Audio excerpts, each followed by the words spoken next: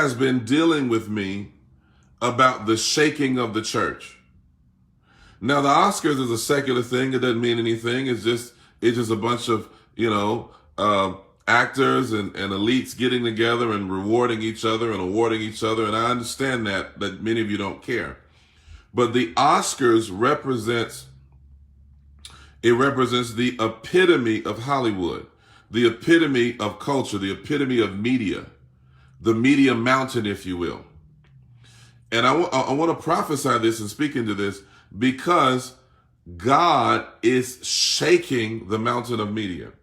He is slapping, listen to this, he is slapping that mountain and the church into shock. See, because what happens with us, if you look at the pandemic, you look at everything that happened, the church was slapped out of its sleep. It was slapped and shocked. It was what we call a social interruption.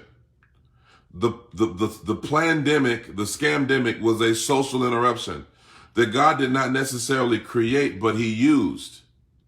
He used this opportunity to get the church's attention and to warn the church and to say, listen, the church was not prepared for what was coming because the church was lazy, was apathetic. The church was self-centered and narcissistic. And because of that, and I say the church, I'm not talking about Jesus Christ, his body. I'm talking about our Western expression of the church.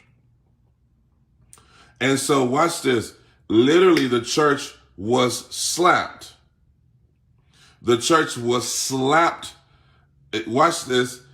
Slapped out of its normal practices, slapped out of its normal ideology, slapped out of its apathy. People weren't even going to church half the time. And then when the church closed down, folks had to pray that the church would open again and so they could get back into the house of God. And so there is coming a shaking to the body of Christ. God is shaking our denominations. He's shaking our church culture. He's shaking everything. Literally. And it's interesting because now I'm not condoning the slap. I don't believe I